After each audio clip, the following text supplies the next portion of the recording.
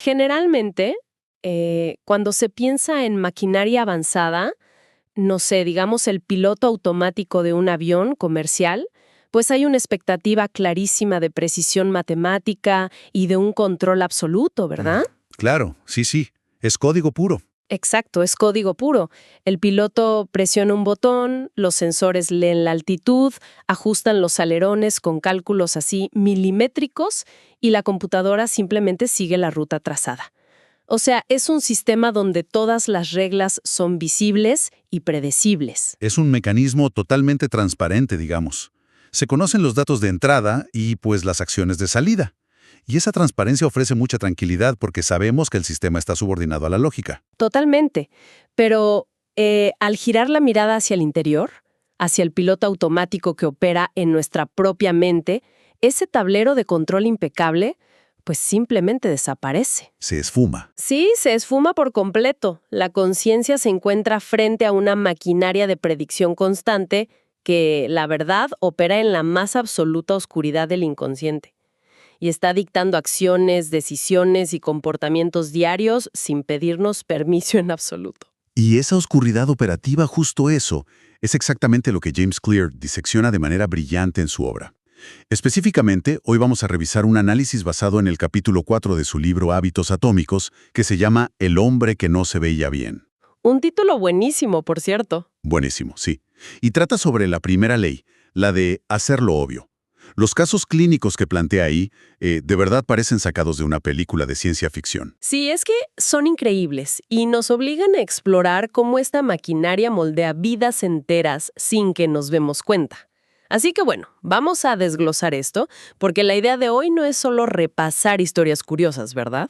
Para nada. El objetivo no es solo resumir, sino entender el porqué. Entender la mecánica detrás de esta falta de autoconciencia. Porque ese es el único puente para recuperar el control del comportamiento diario de quienes nos escuchan. Exacto. Porque para cualquier persona que busque, digamos, mejorar sus finanzas, su salud, su productividad, la regla clínica es implacable.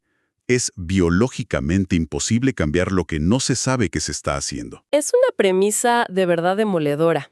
O sea, no puedes cambiar lo que no ves. Pero para comprender por qué el ser humano fracasa tan espectacularmente en sus hábitos diarios, creo que primero hay que admirar lo brillante que es esta máquina automatizada que tenemos en la cabeza, ¿no? Claro, no se puede entender el problema sin admirar primero la máquina. Es una obra de ingeniería biológica fascinante. Y las fuentes que tenemos hoy lo ilustran perfecto. Por ejemplo, al revisar los casos que menciona Gary Klein en su libro sobre las fuentes del poder, emergen anécdotas que de verdad desafían toda lógica consciente. Ajá, el caso de la paramédica, ¿no? Ese mero. Imaginemos esto. Una paramédica con muchísima experiencia está en una simple reunión familiar. Está sentada, relajada, y de pronto mira a su suegro al otro lado de la mesa. Y de la nada, sin usar un estetoscopio, sin tomarle el pulso, sin hacerle preguntas, sabe con certeza absoluta que el hombre está sufriendo un infarto. ¡Wow! Lo envía directo al hospital y efectivamente, le salva la vida. Fue una evaluación visual completamente inconsciente. O sea, ¿cómo es eso posible? Bueno, lo fascinante aquí es la neurología detrás de esa intuición. Porque, a ver, desmitifica por completo la idea mágica de un sexto sentido. No fue adivinanza, digamos. No, para nada. Tras décadas de experiencia clínica, el cerebro de esta mujer había compilado un catálogo masivo, pero masivo, de patrones visuales asociados a fallas cardíacas. Ajá. Al mirar a su suegro, su corteza visual procesó en cuestión de milisegundos anomalías que son casi imperceptibles para un novato. Una leve alteración en la coloración de la piel por la redistribución del flujo sanguíneo o tal vez microexpresiones faciales de dolor. O una rigidez muscular, ¿no? Cosas minúsculas. Exacto, cosas minúsculas. La mente consciente humana es sumamente lenta. Es incapaz de procesar 10 variables simultáneas a esa velocidad. Así que el inconsciente toma la vía rápida y simplemente proyecta el resultado final en la conciencia como, pues, una sensación de urgencia. Como una intuición. Es como si el cerebro dijera, no hay tiempo para explicarte, actúa ya. Tal cual. Tal cual. Y esa capacidad de leer patrones invisibles, pues no se limita al mundo médico. En escenarios de altísima presión, como la guerra, El mecanismo es el mismo. Hay otra historia documentada sobre el teniente Michael Riley. Ah, claro, durante la Guerra del Golfo. Sí, él estaba frente a un radar durante un conflicto activo, observando un punto luminoso en la pantalla. Y visualmente, ese punto era idéntico a los cientos de aviones aliados que había visto regresar antes. Parecía un avión más. Exactamente. Pero en una fracción de segundo, Riley siente una certeza abrumadora y da la orden de derribarlo. Y resulta ser un misil enemigo. ¡Qué locura! Y su mente consciente no podía explicarlo en ese momento.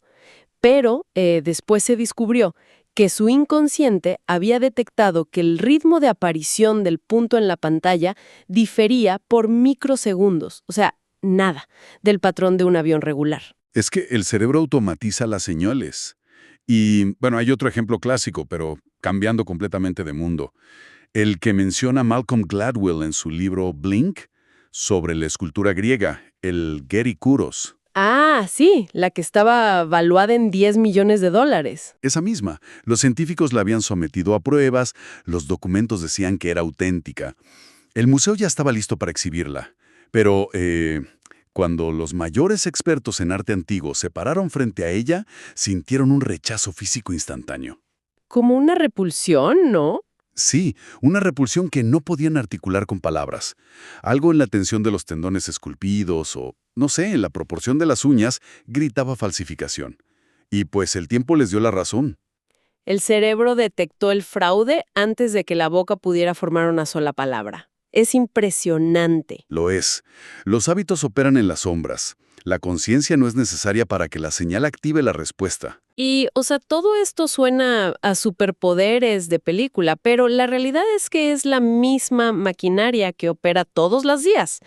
Es como la experiencia súper común de salir del trabajo, manejar hasta la casa y al llegar a la cochera, darse cuenta de que uno no recuerda absolutamente nada de los últimos 20 minutos de trayecto. Sí, a todos nos ha pasado. El cerebro simplemente delegó la tarea de frenar, acelerar y girar, permitiendo que la conciencia divagara en otras cosas. Exacto. Tomó el volante para ahorrar energía, porque el cerebro gasta muchísima energía, ¿verdad? Demasiada. Representa apenas el 2% de nuestro peso corporal, pero se traga casi el 20% de la energía. Cada análisis lógico, cada decisión consciente requiere un gasto inmenso de ATP, que es la moneda energética celular. Claro, o sea que si tuviéramos que procesar conscientemente cada semáforo, cada persona que cruza la calle, acabaríamos agotados antes de llegar al destino. Completamente fritos. Por eso este mecanismo de automatización es brillante para la supervivencia. Prepara respuestas inmediatas y ahorra recursos. Pero, y aquí está el gran pero, si esta máquina es tan perfecta ahorrando energía y detectando misiles o falsificaciones, resulta incomprensible que sea la misma responsable de que nos autosabotemos todo el tiempo. La automatización tiene un lado muy oscuro. Un lado bastante destructivo cuando el hábito automatizado es dañino, ¿sí? Es que mira, los foros de internet como Reddit están llenos de historias hilarantes, pero reveladoras, sobre estar en piloto automático. Leía sobre un cajero de una tienda que, después de horas de estar procesando devoluciones y cortando por la mitad tarjetas de crédito vencidas, Ay, no me digas. sí, recibe una tarjeta perfectamente válida de un cliente para pagar. Y por pura inercia motora, el cajero toma las tijeras y la corta por la mitad frente a la cara atónita del cliente. Claro, el estímulo plástico detonó el patrón motor que había repetido 1000 veces esa tarde. No hubo filtro consciente. Exacto. O está el caso de un salvavidas profesional. Él está fuera de su turno con ropa normal paseando por un parque. De pronto ve a un niño corriendo rapidísimo por el concreto y a todo pulmón le grita, ¡camina! Activó la regla de la piscina en pleno parque. Tal cual. Y aquí es donde se pone realmente interesante. Porque, a ver, en estos casos nos reímos, pero ¿realmente existen los hábitos malos? ¿O el cerebro simplemente está tratando de ayudarnos de la manera más torpe posible? O sea, si alguien destruye sus pulmones fumando, eso es objetivamente un mal hábito, ¿no? A ver, desde la perspectiva ética o médica, por supuesto. Pero la neurobiología no tiene moralidad. Para la maquinaria cerebral no hay hábitos buenos o malos, solo hay hábitos efectivos. Efectivos. Pero si te están matando a largo plazo. Sí, pero el cerebro primitivo no entiende de calendarios a 20 años. Todo hábito resuelve un problema a corto plazo. Por ejemplo, el tabaquismo. A nivel consciente, inhalar humo es catastrófico. Pero en el instante en que alguien muy estresado enciende un cigarrillo, la nicotina cruza la barrera hematoencefálica rapidísimo y fomenta la liberación de dopamina. Claro, calma la ansiedad al instante. Exacto. Para el cerebro, ese hábito resolvió un problema agudo de estrés de forma magistral y lo archiva como una solución ganadora. El verdadero impacto neto a largo plazo es invisible para el piloto automático. Wow, eso lo cambia todo. Es como si el inconsciente estuviera ciego al futuro. Y eso me recuerda muchísimo a esa cita tan fuerte de Carl Jung que menciona el material. Ah, sí, la del destino. Esa.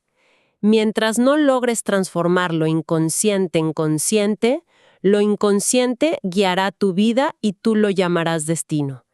James Clear hace eco de esto, diciendo que la falta de autoconciencia es la raíz de casi todos los fracasos. Es que atribuimos a la mala suerte lo que en realidad es una suma matemática de conductas que nunca revisamos. Entonces, si el cerebro primitivo carece de brújula moral y solo busca ese alivio rápido, ¿cómo puede una persona decidir qué hábitos mantener y cuáles descartar?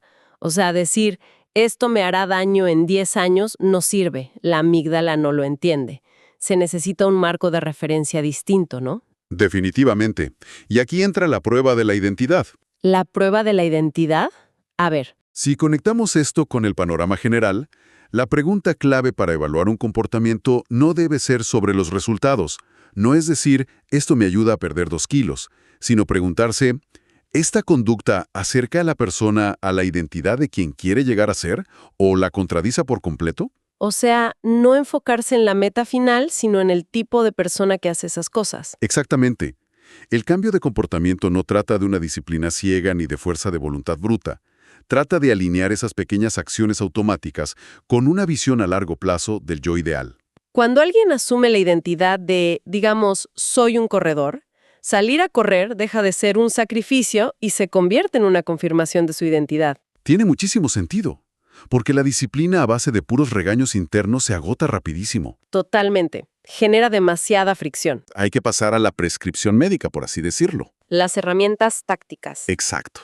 Las herramientas que propone el autor para forzar este despertar consciente. Y la primera que menciona me voló la cabeza. El sistema de señalar y nombrar. Ah, ¿el de los trenes en Japón?